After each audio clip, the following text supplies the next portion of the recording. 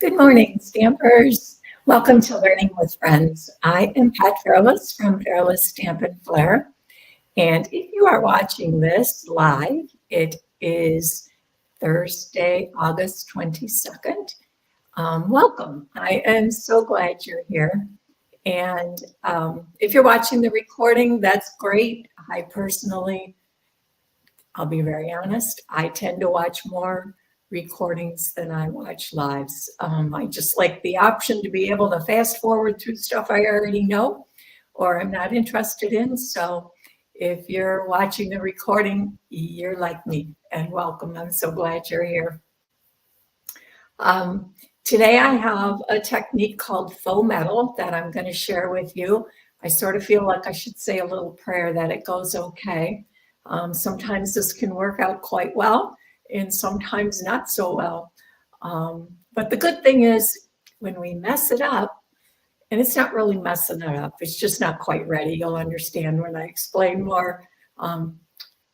We can do a redo as many times as we need. So that works great. So let's just go ahead, flip the camera down, and let's get started. First, I thought I'd show you the card that we're going to make. And these little metal medallions, we'll call them, rectangle medallions, are what the technique is we're going to use. I'm going to create the one with the copper for you. And this is from a new stamp set that you're getting kind of a sneak peek here, called Autumn Expressions, from the new Fall Mini catalog, which goes live the first part of September. I think it's September 3rd or 4th. I should look that up because I can never remember. Actually, I do have the mini catalog here. So this is the picture of the front. I'm not allowed to show you the inside, but here's the back. September 4th is when it goes live. And it's a suite in there called Splendid Autumn. And I did not purchase the entire suite, but I got the bundle and most of the accessories. So I just thought I'd share those with you. This is the stamp set, and it has coordinating dies. And the dies are awesome. They make these great tags that are like, they have a little chain down here that looks like you can hang it up. They make cute Christmas ornaments. Here's a kind of a view of what the dies look like. So it does come with coordinating dies. We're not using those today. What I really wanted to show you is the designer series paper that comes with it. It is a collection of 6x6, and it's all these beautiful autonomous scenes. Some could certainly be used this time of year even, but they're beautiful. If you've seen The Thoughtful Journey, which is in the current catalog, and there's been a few others that have these beautiful scenes. We now have another one. So here's this one. There's some, I don't know, these look like snowball flowers, only kind of flattened ones, so I'm not sure what they are.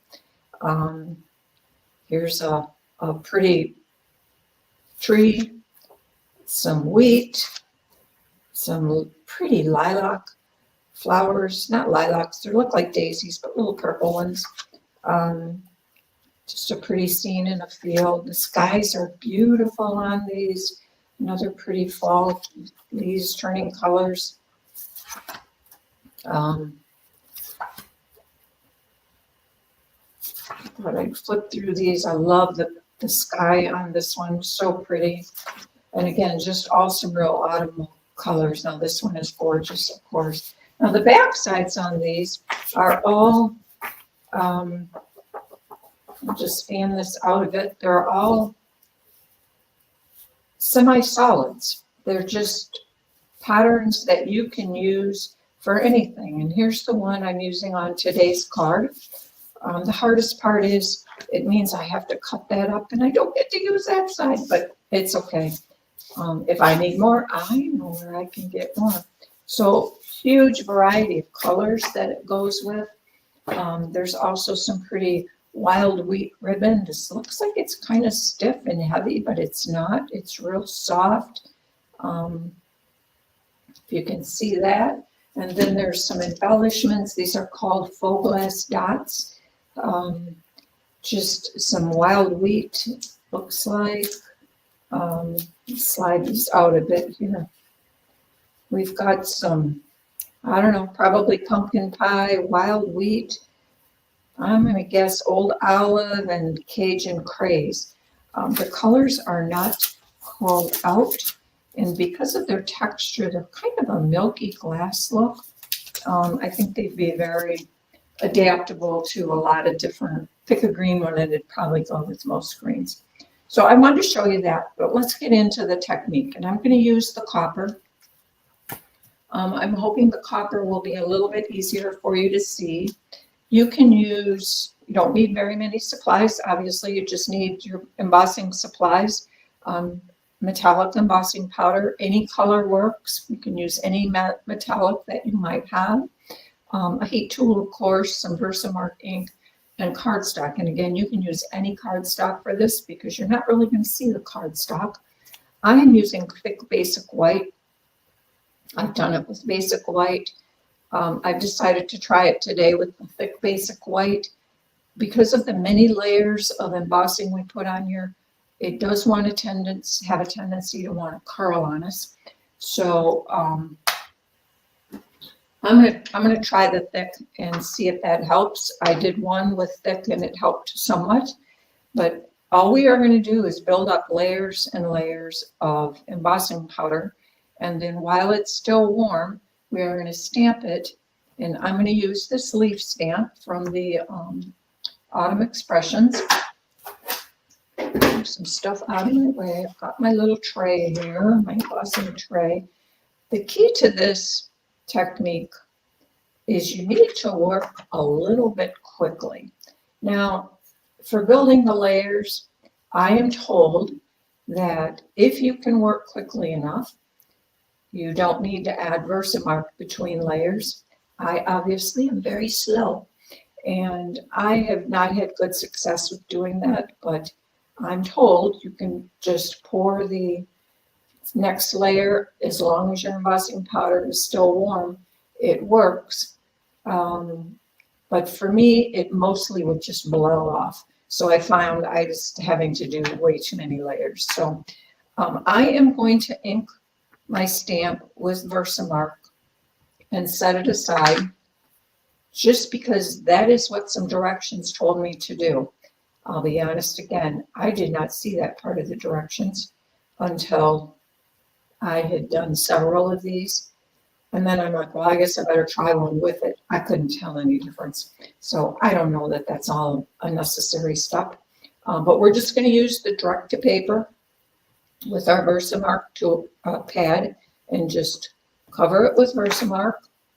And then we are going to add a layer of embossing powder.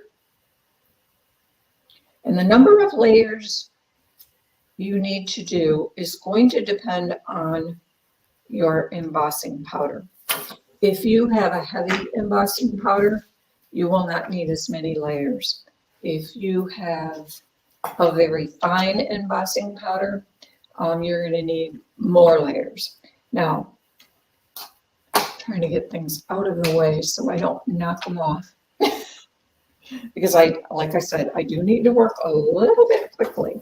So I am going to try to figure out, I like to use my cake pan, as you know, and we're just going to heat emboss this.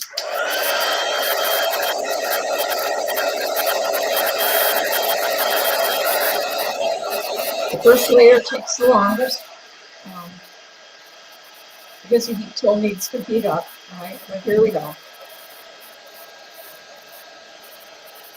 Now, I'm going to say you're going to need a minimum of 4 layers.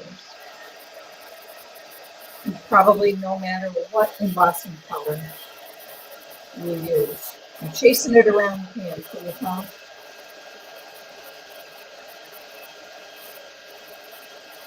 I know this is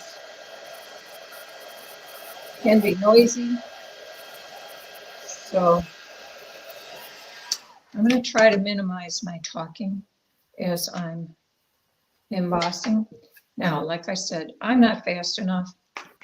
So I like to use, and even when I did try it, it didn't stick very well. My little tool that held here wipes them off. No worries, we're adding many layers. I'm going to start with 4 and then we're going to assess and see if we can stamp. Now I'm going to use this down on a corner. And I keep trying to cover up my Versamark so I don't draw it out. Oh, I guess it would help if I brought in. I told you I should have said a prayer before I started today. Looks like I'm going to need it. We'll get in a roll here. Talking and working are not my strong suits. Now you can see this layer is going much faster. My heat tool is heated up.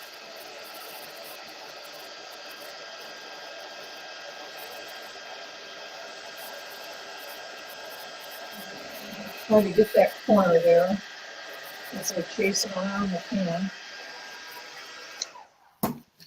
All right. And I'm going to take this back out. Now you do, if you're super fast and you can pour embossing powder back on here, that's fine. It's already way too cool to have anything stick, so we're just going to add another layer. Like I said, I'm going to start with 4. I suspect I will have to add more than that. I have Stampin' Up's embossing powder, and I have found with their embossing powder, I probably needed closer to 6 or 7 layers. But there's a way you can tell when it's ready. And I am going to try to show you that once we get to that point, so you know when you got enough. And like I said, if you try stamping and it didn't turn out right, we just melt it again and start over.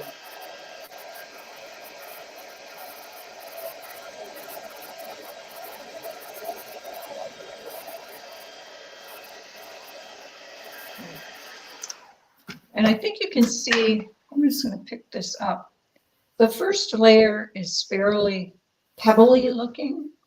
The second layer gets smoother, and it continues to just get smoother and smoother till you have a very nice smooth finish as your layers build up.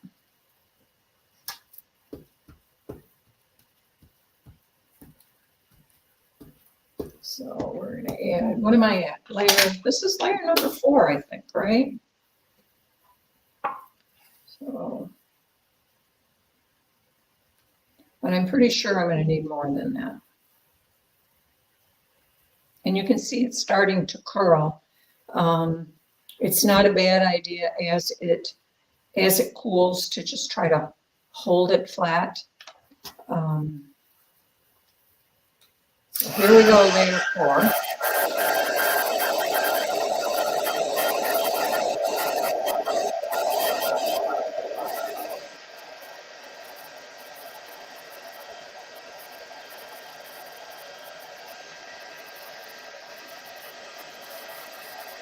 Get it trapped over in the corner and it doesn't go around quite as much. Yeah, and I can tell there's not enough on here yet.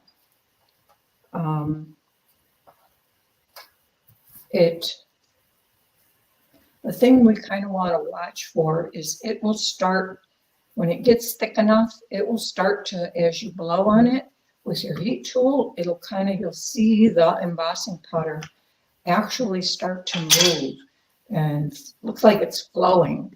And once you get to that point, then you've got enough. And I have one that's all built, all built up here that I would show you. That one probably has at least 8 or more layers on. It's one I've been playing with. And I guess I can just dump this on here.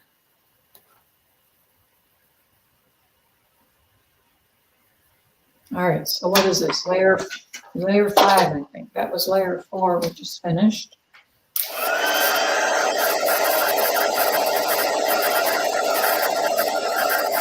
And like I said, with my Stampin' Up! Embossing powder, I typically had to have a minimum of 6.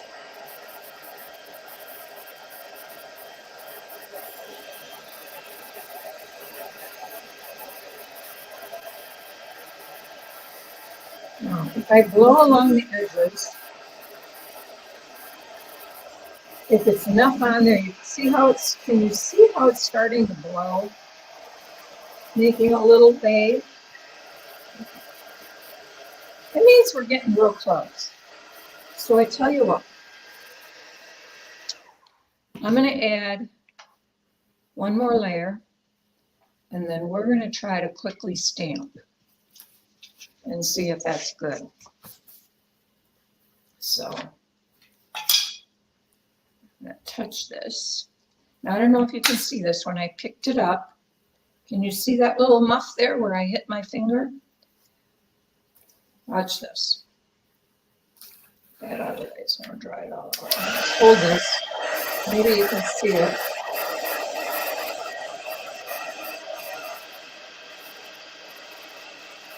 There you go. It's smoothed all out. And that's what I mean. Once we go ahead and stamp this, if we don't get a good image, we can just heat it up again and let it smooth out and add another layer. But we're going to try stamping after this layer. So I'm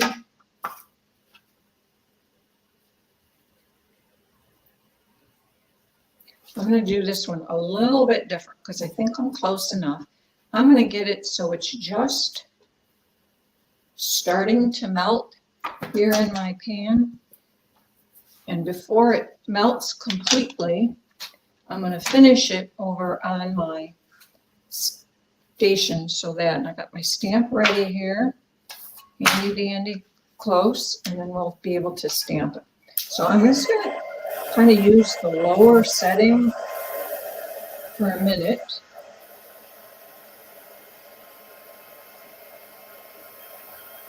Just to try to get it. All right, with my cranker up.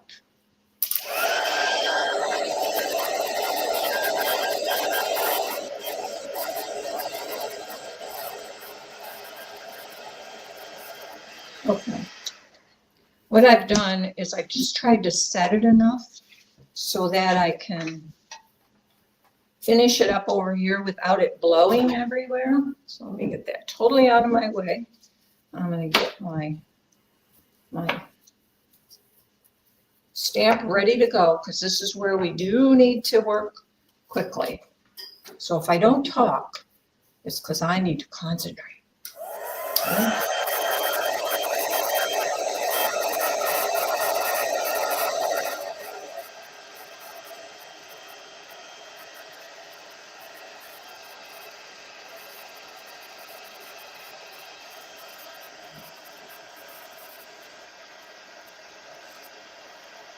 Okay, I have my stamp ready.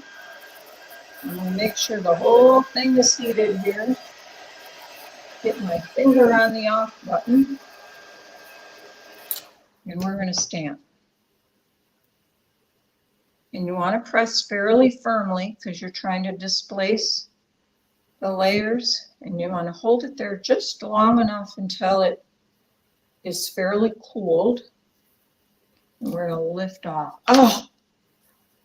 Honestly, I can't believe it worked the first time. Rarely does it work the first time. So that's perfect. I'm not going to mess with it. Maybe I'll just hold it flat just a bit. Isn't that pretty? It's like a little metal medallion that the leaf is debossed into. And you can use all different kinds of stamps. I did find, let me go ahead, let me show you my working piece here, which is off from silver foil, and I'm going to heat this up. This one, you can almost see how thick it is. Maybe you can, maybe you can't. It's quite thick on here, and I'm going to heat this up and show you, because I think you'll be able to see on here a little better than on the smaller one how it flows when you know you're ready or you've got enough layers.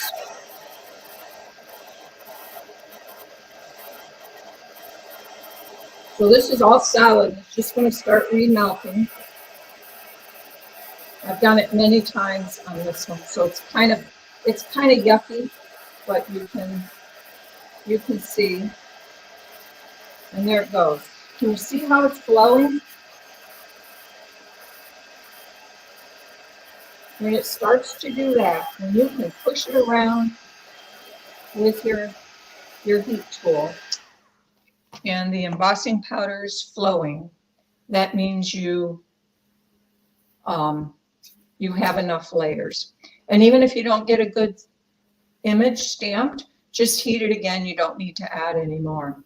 Now this is soft, so if you pick that up and touch it, now you got big old boo-boos on here, right? Well, tell you what, I've done it many times on this one. It doesn't matter. Just take your heat tool, heat it up, and it remelts. Now I did a pretty good job on it. I actually pulled pieces out. But sometimes you'll go to, there we go. So that's the nice thing about this technique. It's all repairable. And you will find sometimes you're testing it to make sure it's cool enough to use your Versamark for the next layer. And you'll touch it and you'll get what I just got. Don't worry about it. Just heat it up and start again. So get that out of here. I have embossing powder everywhere. So now I'm going to show you the two other cards I made. Once I get my gritty off. You've heard me talk about not liking gritty. I don't like gritty. So this is the card that we just made this piece for. Obviously I would repeat and do one in each color. And I just used the stamp sets from that Autumn Expressions stamp set. So that's card number one. Now for the other two cards, I kind of cheated a little bit. I'm not calling it cheated. I'm gonna come up with a better name than cheating. But some of these backgrounds, if you've been watching me for a while, you know I make backgrounds for techniques on a lot of these videos, and then I put them aside. Well, they are really collecting. I have a whole shoebox full of them, and I thought I should just use some of those and demonstrate other things with them and just use them for the background. So this particular background is uses embossing paste, and it's shimmery embossing paste, and I've colored it with watercolor. But what I want to show you here today is this butterfly is made with the faux metal, and it's also copper. And in this case, in fact, the tutorial I sort of found in very, very old tutorial on split coat stampers. I don't know if you're familiar with split coat stampers, but they have a lot of tutorials for techniques. And this was one of them that was in my book. And they recommended once you get it embossed, so once you get this, their thing is to then cut it out and make kind of like a medallion. So I did cut out the butterfly. I'm not sure if I kind of like it in its uncut form better. As a leaf and as a butterfly, but there's something about it, I just like it. It's pretty. And it was not hard to cut. You just cut it with your paper snips. I used a few more of the butterflies and a message on the inside, kept that simple.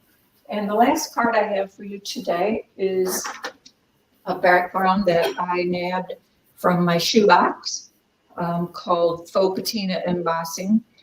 There's videos out there on my channel. Just for this one, just search Faux Patina Embossing, and on this one, I think that's called Ways to Use Embossing Paste. But here I did a little bit, something different I had not tried before. And this was the one I showed you how that melted. This one needed more layers because this is a fairly larger size stamp. And so I needed a thicker amount on there to get a good impression. But I was happy how that turned out. I thought that kind of just sends a nice message to somebody. You are loved. This is from Softly Said, which is an online stamp set. And I just kept this inside simple, knowing you bring joy to my heart. So struggled a bit. I took another sentiment, didn't know how to do the envelope, didn't have any of that left. Didn't want to do full embossing, so I just stamped another sentiment from the Softly Said on the envelope flap. At least it's not naked. This one, I stamped and embossed a butterfly, the same butterfly that I used here.